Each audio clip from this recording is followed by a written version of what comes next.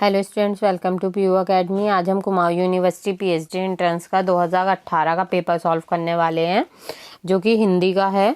इसमें देखिए आपको जो क्वेश्चंस दिए गए हैं 100 क्वेश्चंस दिए गए हैं, जिसमें जो मार्किंग होगी वो कहीं भी नेगेटिव मार्किंग नहीं है और पर क्वेश्चन 1 नंबर का है। तो चलिए हम स्टार्ट करते हैं। जो क्वेश्चंस हैं देखिए, आपको ये 4 पंक्तियां दी हैं। प्यू चित्तौड़ना आव्यू सावण पीली तीज, जोवे बाट बिहगणी खिणखिण अगवे खीज, संदेशणो पिण साहिबा पाछो फिरे न दे, पंछी चालिया पिंजड़े छूटण गो संदेह। ये पूछा गया है कि प्रस्तुत पंक्तियां किस रचना की हैं। तो इसके देखिए आपको 4 ऑप्शन दिए हैं। इसमें से राइट आंसर है ऑप्शन सी, खुमाणगासो। खुमाणगासो में ये 4 पंक्तियां दी गई हैं। नेक्स्ट क्वेश्चन है, काहे को ब्याही विदेश गे सुन बाबुल मोरे, किसकी रचना है। तो इस रचनाकार का जो नाम है वो है अमीर खुसरो। ऑप्शन ए करेक्ट होगा। नेक्स्ट है, निम्नलिखित सूचियों को सम्मिलित कीजिए और सही कूट चुनिए। देखिए आपको सामने सूची 1 और 2 दी है। तो इसमें जो ये पहली सूची है इसमें रचनाएं हैं और दूसरी सूचियों में जो है रचनाकार हैं। तो इन्हें बताना है कौन सी रचना किसकी है। तो देखिए यहाँ पे मैंने मैच कर रखा है। इसका जो राइट आंसर होगा वो ऑप्शन बी होगा।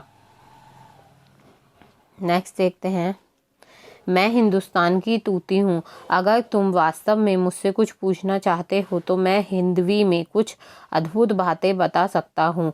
ना मन तूतिये हिंदुम अर रासत पुंसी, जे मन हिंदू स्पुच तानाज गोयम। किसका कथन है। ये कथन अमीर खुसरो का है। तो ऑप्शन ए करेक्ट होगा आपका। नेक्स्ट है, हिंदी साहित्य के इतिहास का यह काल विभाजन किसके द्वारा किया गया है। देखिए 5 भागों में विभाजित है। ये आपको संवत के अनुसार आपको समय बांट के दिया हुआ है। तो आपको बताना है ये जो काल विभाजन है ये किसने किया है। तो ये मिश्र बंधु ने किया है। तो इसका राइट आंसर है ऑप्शन बी। नेक्स्ट है, निम्नलिखित इतिहास ग्रंथों का कालक्रम अनुसार क्रम क्या होगा। तो ये देखिए यहाँ पे 4 तरीके से आपको 4 जो इतिहास ग्रंथ है उन्हें आगे पीछे करके दिया हुआ है, जिसमें आपको कालक्रम बताना है। तो इसका जो राइट आंसर है ऑप्शन बी है, मिश्रबंधु विनोद, फिर हिंदी साहित्य का इतिहास, हिंदी साहित्य की भूमिका और फिर हिंदी साहित्य का आलोचनात्मक इतिहास।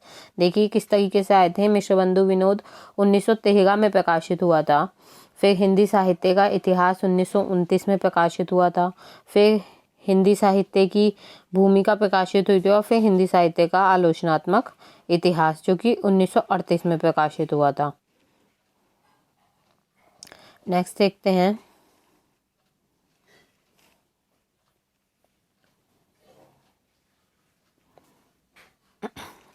आचार्य रामचंद्र शुक्लकृत हिंदी साहित्य का इतिहास प्रथमतः हिंदी शब्द सागर की भूमिका में किस शीर्षक से प्रकाशित हुआ था।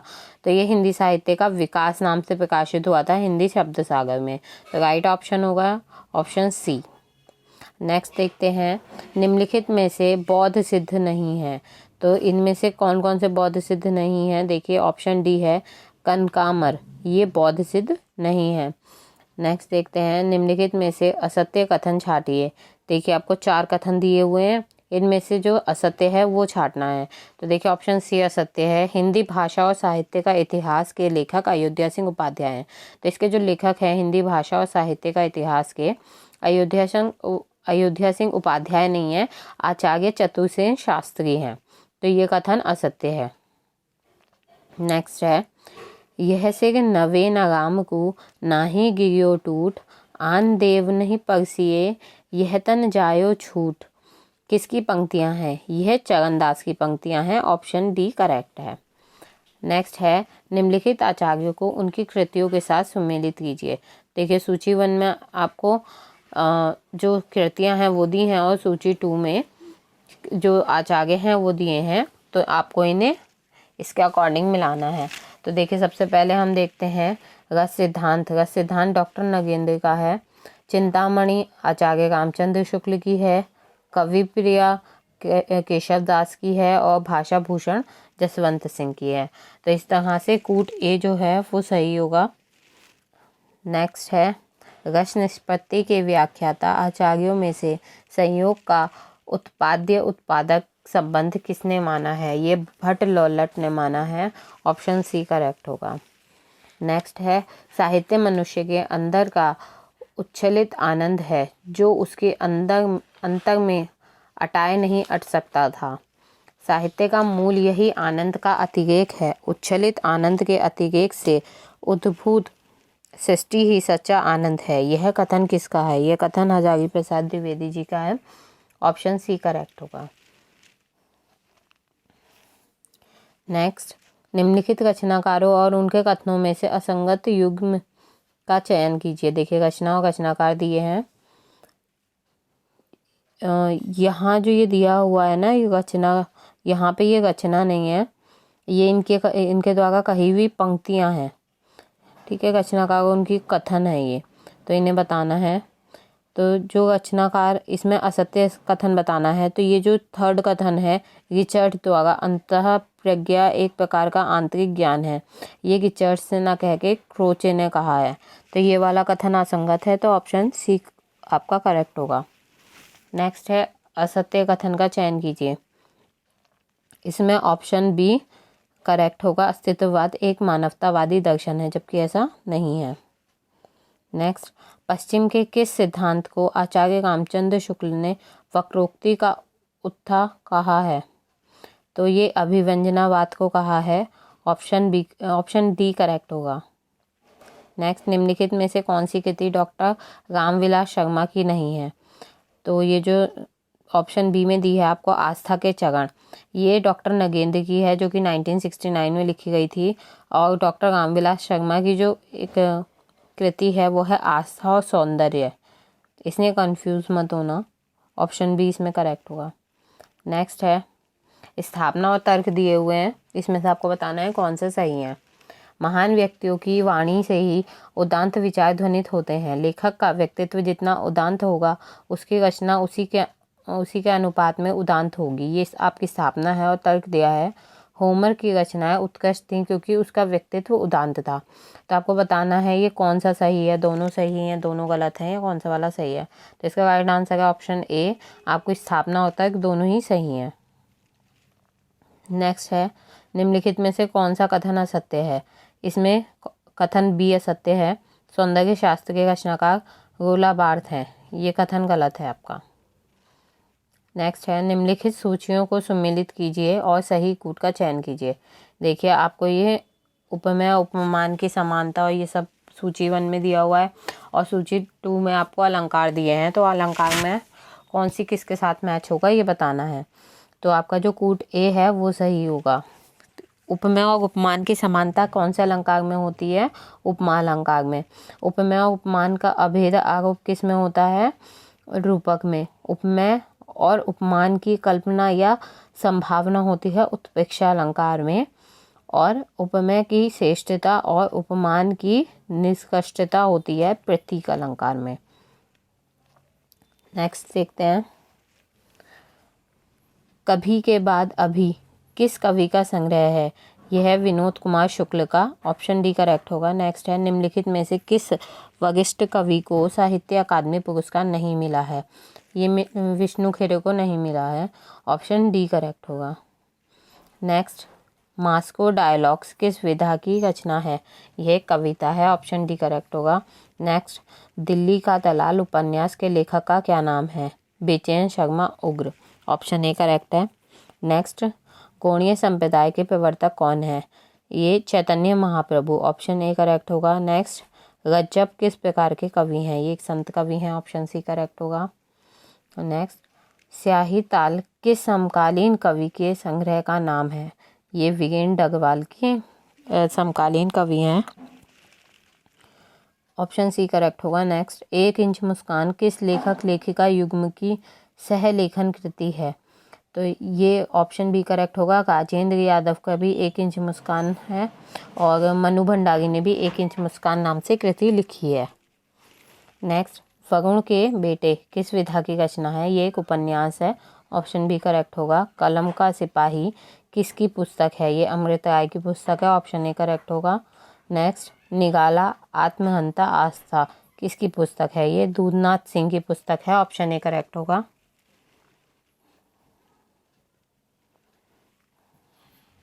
नेक्स्ट, लौट आओ धार, इस पंक्ति का संबंध किस लेखक युग्म से है? तो ये ऑप्शन बी शमशेर बहादुर सिंह और दूधनाथ सिंह, इन दोनों ने ही इस पंक्ति का प्रयोग किया है।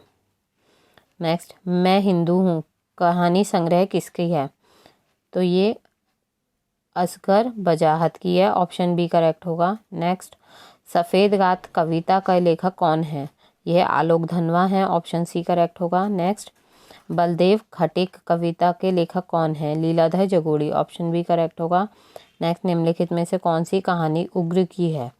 दोजख की आग उग्र की रचना है, ऑप्शन सी करेक्ट होगा।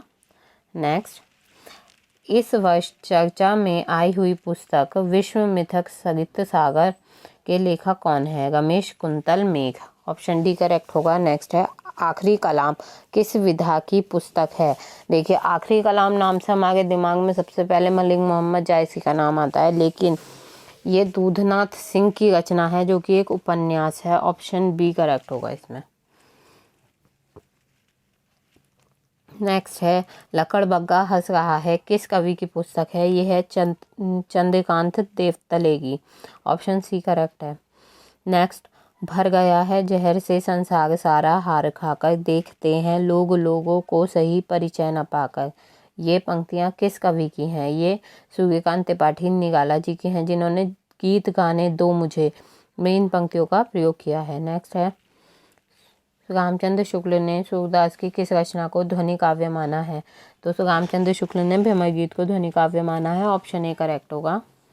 नेक्स्ट है, निम्नलिखित में से कौन सा भक्त कवि अष्टछाप में सम्मिलित तो है किंतु विट्ठलनाथ का शिष्य नहीं है? तो कृष्णदास जो है वो विट्ठलनाथ के शिष्य नहीं थे, वल्लभाचार्य जी के शिष्य थे। नेक्स्ट है, हिंदी के मध्यकाल का भक्ति आंदोलन भारतीय चिंतन धारा का स्वाभाविक विकास है, ये विचार किसका है? यह हजारी प्रसाद द्विवेदी जी का विचार है, ऑप्शन सी करेक्ट होगा। नेक्स्ट, निर्गुण और सगुण भक्ति की पद्धतियों में कौन सा गुण समान नहीं है? तो ये सतगुरु की महिमा इसमें समान नहीं है, ऑप्शन सी करेक्ट है। नेक्स्ट है, गिरधर कवि राय किस छंद में काव्य रचना के लिए प्रसिद्ध हैं? ये कुंडिया छंद में काव्य रचना करते हैं, उसी के लिए प्रसिद्ध हैं, ऑप्शन ए करेक्ट होगा। नेक्स्ट, अपने पौरुष के से हताश जाति के लिए भगवान की शक्ति और करुणा की ओर ध्यान ले जाने के अतिरिक्त दूसरा मार्ग ही क्या था? यह अभियुक्ति किसकी है? ये रामचंद्र शुक्ल की है, ऑप्शन बी करेक्ट होगा। नेक्स्ट है, रामचरितमानस के किस कांड में कलयुग का वर्णन है? तो ये उत्तर कांड में कलयुग का वर्णन किया गया है, ऑप्शन बी करेक्ट है। नेक्स्ट है, आलवार संतों की भाषा कौन सी थी? तो आलवार जो संत थे उनकी भाषा तमिल थी, ऑप्शन ए करेक्ट होगा। नेक्स्ट है, स्थापना और तर्क दिया गया है। देखिए, स्थापना है भ्रमर गीत का उपजीव्य श्रीमद् भगवत है, और दूसरा है भ्रमर गीत एक उपलम्भ काव्य है जिसमें निर्गुण का खंडन और सगुण का मंडन हुआ है। देखिए, इसका राइट आंसर जो है ऑप्शन डी होगा, ए गलत और आर सही। मतलब आपको जो तर्क दिया गया है वो सही है, लेकिन स्थापना गलत है। भक्ति काल को हिंदी साहित्य का स्वर्ण युग किस विद्वान ने माना? तो ये जॉर्ज गैरिसन ने माना था, ऑप्शन डी करेक्ट होगा। नेक्स्ट, निम्नलिखित में अलंकारवादी आचार्य हैं, केशवदास को अलंकारवादी आचार्य कहा जाता है, ऑप्शन डी करेक्ट होगा। आगे देखते हैं, निम्नलिखित में से कौन सी कृति भिखारी दास की नहीं है? तो इसका राइट आंसर होगा ऑप्शन बी काव्य विलास।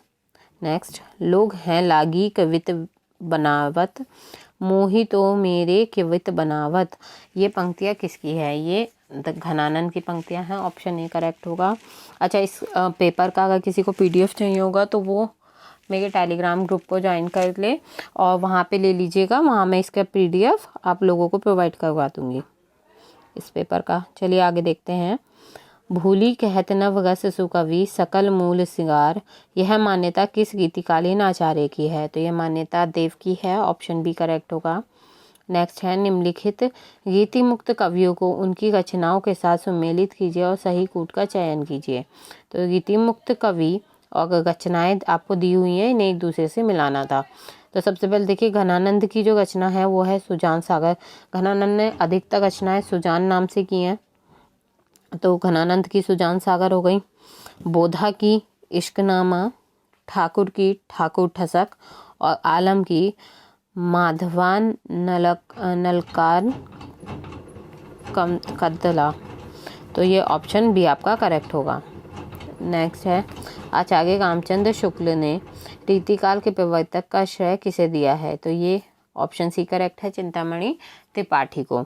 नेक्स्ट है आपका स्थापना और तर्क दिया गया है फिर से। तो आपकी स्थापना दी गई है, रीतिकालीन आचार्य उस अर्थ में आचार्य नहीं थे जिसमें कि संस्कृत के काव्यशास्त्र विवेचक आचार्य थे, पर स्वच्छ और सुबोध निरूपण के कारण शिक्षक के अर्थ में तो आचार्य कहे ही जा सकते हैं। देखिए, रामचंद्र शुक्ल ने अपने रीतिकाल के जो भाग है उसमें प्रयोग किया है, ठीक है। और फिर आपको तर्क दिया है, तत्कालीन परिवेश शास्त्र के विवेचन के अनुरूप न था, अतः इन आचार्य कवियों ने रस और नायक नायिका के भेद तथा अलंकारों के लक्षणों और उदाहरणों के ब्यास से अपने आश्रयदाताओं की तुष्टि में ही सर्वनिर्मित रीति ग्रंथ का अधिकांश भाग लगाया। तो देखिए, रीति ग्रंथ अधिकांशतः किसके लिए लिखे गए हैं? जो राजा थे उनके लिए ही लिखे गए हैं, मतलब आश्रयदाताओं के लिए लिखे गए हैं।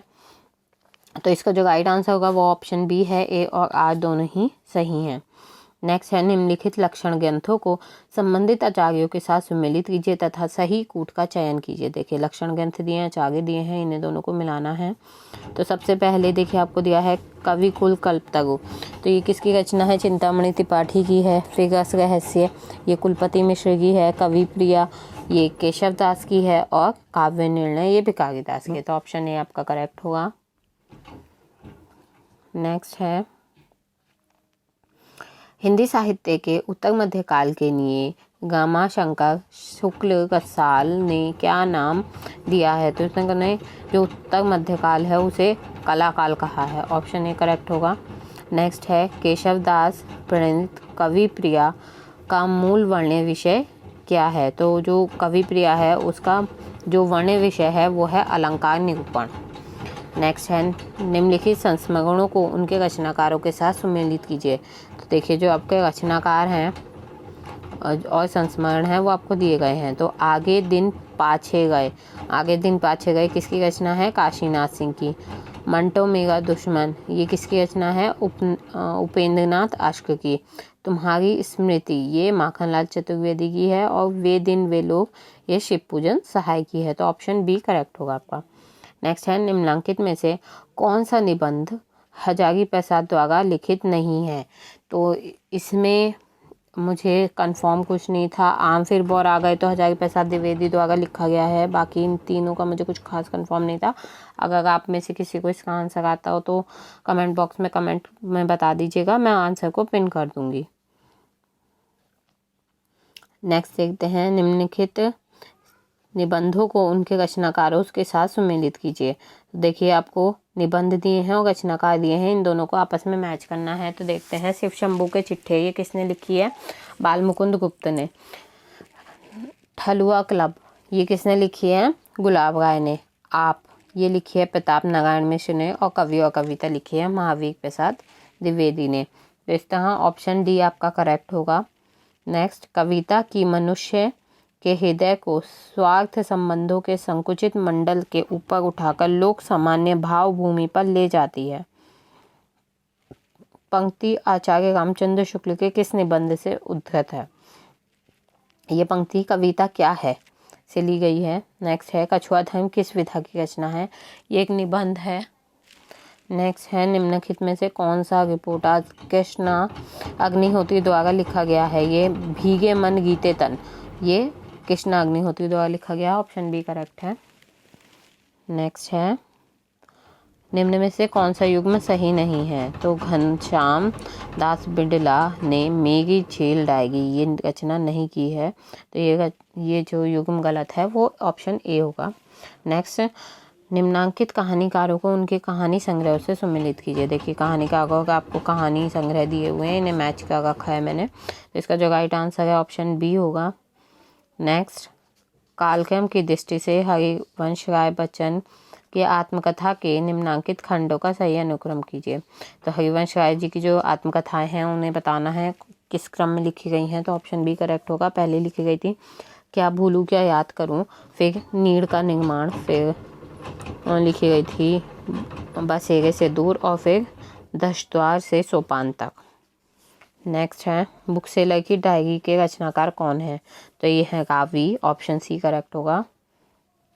नेक्स्ट, डायरी विधा के लिए निम्नांकित में से कौन सा शब्द प्रयोग नहीं होता, इसका राइट आंसर है ऑप्शन बी बासरी। नेक्स्ट, निम्नांकित कहानीकारों को उनकी कहानियों से सम्मिलित कीजिए, तो इसमें देखिए आपको कहानीकार और कहानियाँ दी हुई हैं, तो उसके अकॉर्डिंग आपको मिलाना है। तो सबसे पहले है अमरकांत। अमरकांत की जो रचना है, कहानी है, वो है बदबू। उसके बाद शेखर जोशी की है गैगिन। आगे की है जिंदगी और जोक, और विष्णु प्रभाकर की है धरती अब भी घूम रही है, तो ऑप्शन ए करेक्ट होगा। नेक्स्ट है निम्नांकित में से कौन सा उपन्यास यशपाल का नहीं है, तो ये ऑप्शन सी करेक्ट होगा निर्वासित। नेक्स्ट, निम्नांकित में से कौन सा युग्म सही है, तो देहाती दुनिया सही होगा, जो कि शिव पूजन सहाय का है। नेक्स्ट, निम्नांकित में से कौन सा उपन्यास बालकृष्ण भट्ट द्वारा रचित नहीं है, ये लंगवा गलता, ऑप्शन सी करेक्ट होगा।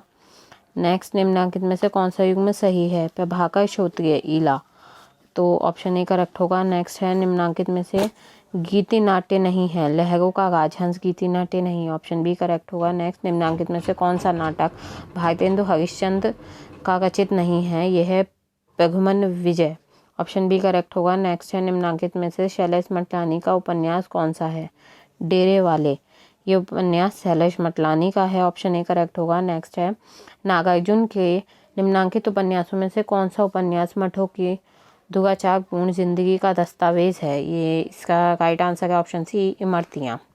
नेक्स्ट, निम्नांकित में से तद्भव उपसर्ग है का तद्भव उपसर्ग है, ऑप्शन बी करेक्ट है। नेक्स्ट है भोलानाथ तिवारी के अनुसार ब्रज शब्द का प्राचीन अर्थ है, तो ऑप्शन सी करेक्ट होगा पशुओं या गौओं का समूह।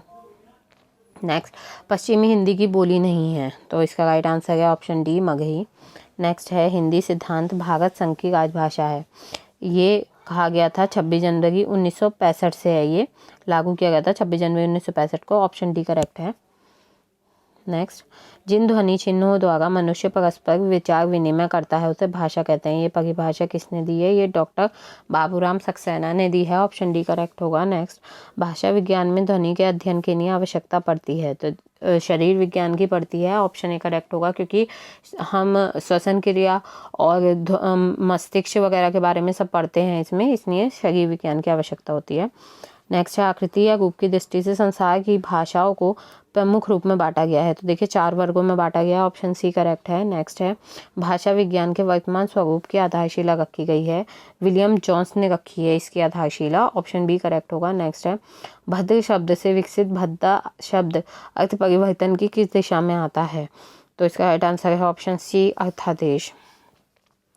नेक्स्ट, वे ध्वनियाँ जो ना तो स्वर की तरह पूर्णतः अवरोध रहित हैं और ना व्यंजन की तरह पूर्णतः अवरोध, उसे कहा जाता है, ऑप्शन ए करेक्ट है अंतस्थ। नेक्स्ट, निम्नांकित में स्पर्श संघर्षी ध्वनियाँ हैं, तो देखिए स्पर्श संघर्षी ध्वनियाँ कौन सी हैं, च छ ज झ, ऑप्शन सी करेक्ट होगा। नेक्स्ट है निम्नांकित में समस्या पूर्ति काव्य है, तो ये देखिए आपको 4 काव्य दिए हैं, ये वाला मुझे कंफर्म नहीं था इसलिए इसका भी आंसर मैंने नहीं लगाया है, आप लोगों को किसी को कंफर्म हो तो आप कमेंट बॉक्स में कमेंट कर दीजिएगा। नेक्स्ट है कुमाऊं में सावन माह के प्रथम दिन मनाए जाने वाले त्यौहार का नाम, तो ऑप्शन सी करेक्ट होगा हरेला। नेक्स्ट, कुमाऊं में गजूला मालूशाही है एक प्रसिद्ध, ये एक प्रेम गाथा है, ऑप्शन बी करेक्ट होगा। नेक्स्ट है निम्नांकित में अल्पप्राण ध्वनियाँ हैं, तो अल्पप्राण ध्वनि है ग, ऑप्शन ए करेक्ट होगा। नेक्स्ट, भाषा विज्ञान के अंतर्गत भाषा से तात्पर्य है, तो इससे तात्पर्य है मानवीय व्यक्त भाषा से, ऑप्शन बी करेक्ट होगा। नेक्स्ट है निम्नांकित में जोड़ गीत शैली किस में प्रयोग नहीं होता है, इसका राइट आंसर ऑप्शन बी है, इसे मैं टिक करना भूल गई थी, ऑप्शन बी इसमें करेक्ट होगा। नेक्स्ट देखते हैं भगनोल, नेक्स्ट है मानक कुमाऊनी बोली के रूप में मान्यता प्राप्त है। ऑप्शन बी करेक्ट होगा इसमें, खर्च पर्जिया को। नेक्स्ट, मध्य पहाड़ी भाषा का उद्गम सौसैनी भाषा से नहीं मानते हैं। तो इसका राइट आंसर है डॉक्टर सुनीति कुमार। सुनीति कुमार ने मध्य पहाड़ी भाषा का उद्गम सौसैनी पेन से नहीं माना है, खस से माना है, खजब पेन से। नेक्स्ट, डॉक्टर विलोचन पांडे के अनुसार खंडगवा गीत माने जाते हैं। तो ये मुझे कंफर्म नहीं था, इसने इसका भी नहीं लगाया है। आई थिंक इसका शायद वैराग्य मूलक है, ऑप्शन सी, बट मैंने नहीं लगाया, डाउट है। तो आप लोगों किसी को कंफर्म हो तो आप कमेंट करके बता दीजिएगा कमेंट बॉक्स में। तो यहाँ आपका पेपर कंप्लीट होता है। आई होप वीडियो आपके लिए हेल्पफुल रही होगी। वीडियो हेल्पफुल है तो वीडियो को लाइक करना, चैनल को सब्सक्राइब करना ना भूलें और वीडियो को ज़्यादा से ज़्यादा शेयर करें। Thanks for watching.